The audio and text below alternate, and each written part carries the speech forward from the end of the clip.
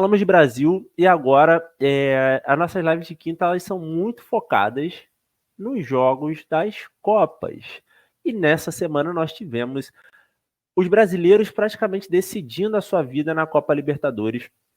E isso começou na terça-feira que teve o jogo entre Flamengo e Milionários. O Flamengo precisava de uma vitória, né, mínima, praticamente por causa do saldo de gols, para poder se classificar. O Flamengo não estava, acho que era o único brasileiro que não estava com vaga garantida, né, nessa rodada, e além de ter que garantir a sua vaga, tinha ali ainda uma remota possibilidade de se classificar em primeiro, coisa que não aconteceu porque o Bolívar fez o seu dever de casa. E aí eu queria saber de você, Jean. O Flamengo vem de 4 jogos com vitórias consecutivas, se eu não estou enganado, é isso, né? Fechou 4 jogos no jogo contra o Milionários. Então, Corinthians, Bolívar, Amazonas e Milionários, 4 vitórias do Flamengo, nenhum gol sofrido. O Flamengo voltou a jogar um bom futebol para você? Ou você acha que os adversários não foram adversários, né, suficientes para poder provar, talvez, esse retorno do Flamengo? Assim, eu não vou nem botar os adversários como essa questão. Eu acho que a questão, além dos adversários, jogar fora de casa. Então, o Flamengo jogou essas partidas, exceto contra o Amazonas, tudo dentro de casa. Eu acho que o time cai muito quando tá jogando fora, entendeu? Opa, o concorrente. Tá mutado, né? Concorrente ganhou espaço aqui na tela, mas pode seguir, perdão. Então, é só essa questão. Eu acho que como jogamos dentro de casa, a gente vai jogar agora, domingo, contra o Vasco, dentro de casa. Eu quero avaliar o Flamengo fora de casa. E, assim, eu acho que o Flamengo tem que ganhar, cara. Primeiro é ganhar para retomar a confiança. Eu acho que existe uma pressão muito grande para o Flamengo jogar muito bem por causa de 2019. E aí, quando acontece alguma derrota, os primeiros a apontar, a comparar com 2019 são alguns torcedores muito chatos e a mídia. A mídia cobra excessivamente de que o Flamengo não vença, ele tem que dar espetáculo.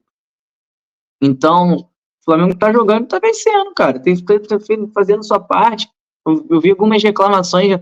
O Milionário deu 2 gols pro Flamengo, o Flamengo não foi excelente. Pô, pra mim, o Flamengo foi o senhor da partida.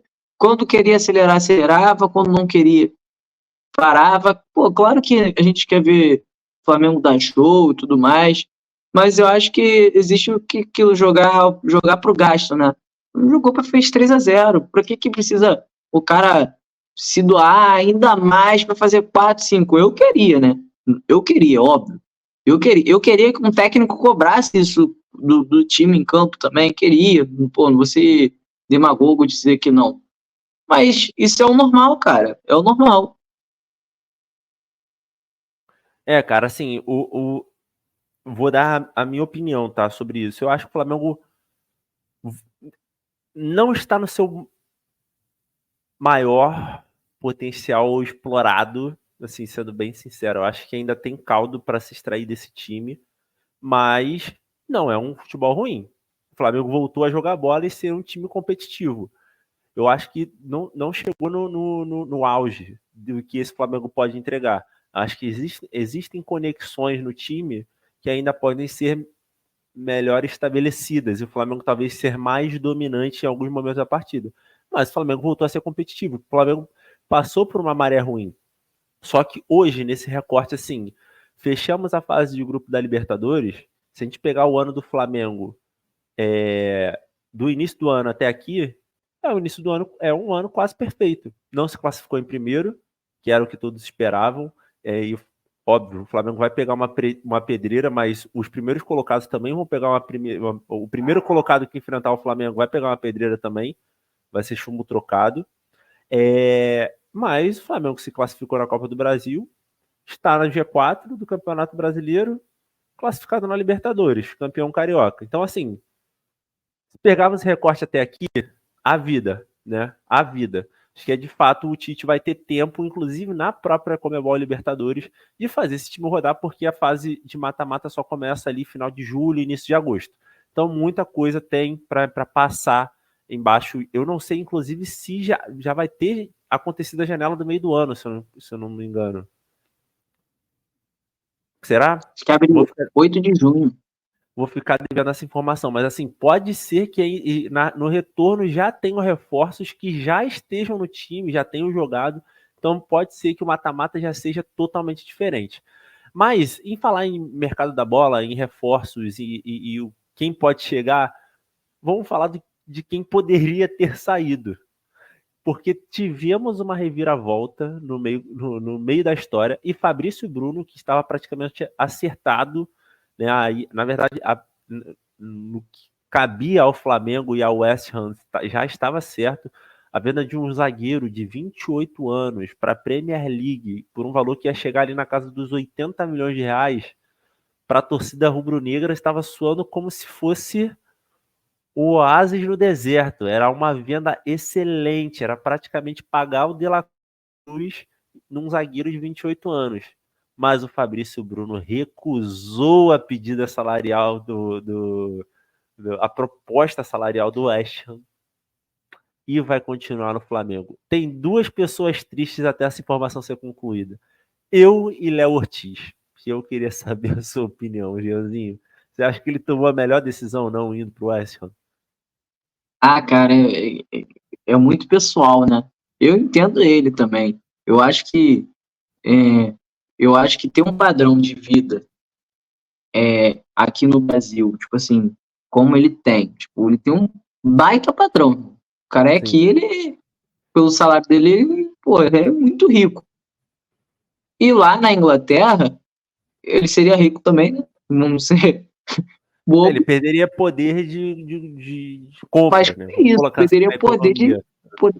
poder de compra, ele teria que viver uma vida um pouquinho mais regrada lá, né? Não é aquele negócio do cara ir para fazer dinheiro e voltar. E assim, às vezes não vale a pena, cara. Se não, você não tem essa possibilidade de você ir, fazer um dinheirão e voltar, porque pela idade dele, acho que daqui a 1 ou 2 anos ele já estava aqui de volta. Não acho que ele É, ia seguir uma carreira na Europa, sinceramente. Mas eu entendo ele. No que ia adiantar?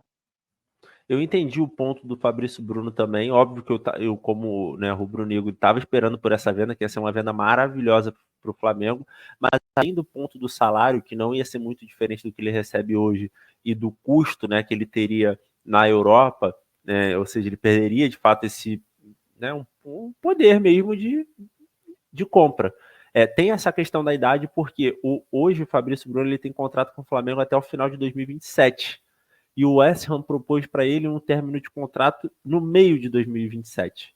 Então ele tem menos 6 meses de contrato, sabe? Tipo, as condições, eu acredito que para o jogador não ficaram muito atrativas de fato. O que eu não consegui entender ainda, e o que eu quero me aprofundar existe chance do West Ham fazer uma nova proposta salarial? Pelo que Eu eu, não, pe- pelo que eu sei, não, Leandro. Mas, pelo que eu sei, não.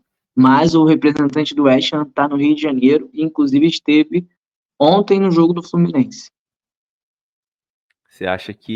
mas você acha que ele estava no jogo do Fluminense para poder buscar um substituto ali no Flu ou porque ele estava no Rio vendo Não, não, não. Tava aqui no Rio e para hoje eu não vejo observar alguém também na os jogadores zaga. do Fluminense. É, Oi? na- bom, hoje pelo menos eu não consigo ver um zagueiro do Fluminense que Não, consiga preencher essa lacuna. Mas assim, vamos ver, cara. Eu não. acho que A resposta a resposta do Fabrício Bruno veio hoje, tá? foi, bom ponto. A resposta oficial do Fabrício Bruno veio hoje. Ontem à noite, ele estava lá para ver potenciais jogadores. Jogadores. Boa. Cara, assim, de fato, eu acho que o melhor cenário para isso é se o West Ham fizesse uma nova proposta para o Fabrício Bruno, todos nós sairíamos felizes. Mas vamos ver as cenas dos próximos capítulos. E para fechar Flamengo, aqui é uma pergunta praticamente de bate-pronto, tá? Cara, você acha que o Gabigol tinha que ter entrado nessa partida? Cara, eu ainda não entendi a do Tite, sendo bem Eu acho que eu já sincero. Eu não entendi sei já. se. Oi? Eu acho que eu já entendi a dele, mas vou deixar você falar. eu não entendi a do Tite, porque eu não sei se ele está punindo o atleta, né? Se ele está poupando um atleta, ou se ele está colocando o Gabriel para recuperar a forma física. Eles entenderam que o Gabriel ainda está muito fora ainda de ritmo e está tentando recuperar. Por que eu estou falando isso? Por causa da coletiva. Ele usou o Alan de exemplo. E o Alan foi um cara que voltou mal fisicamente, e eles meio que dão uma afastadinha no Alan, para ele só voltar quando ele estivesse fisicamente bem. O Alan voltou, para mim tá muito bem, e antes o Pulgar é titular indiscutível, hoje não sei mais, tá? Para mim o Pulgar ainda é titular, mas não é indiscutível. E, e o Alan mesmo falou, agradeceu a comissão técnica por não desistir dele. Então, eu não sei, sinceramente, se o Tite está punindo o atleta. Se ele estiver fazendo isso, ele é muito falso, mas ele está agindo na falsidade, né? Não acho que ele tá punindo, não. Não acho que é não me parece ser do feitio do Tite fazer isso. Isso. Por isso que eu estou falando, que seria muito falso. E eu acho que é por causa da questão física e, de repente, também deixando o tempo passar, para poder dar uma aliviada.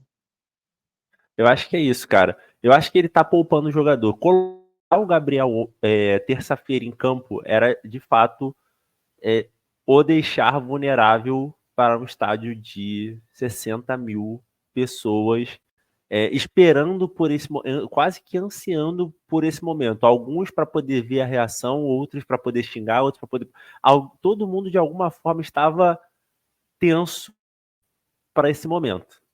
E outra, Leandro, Independente do lado que a pessoa estivesse.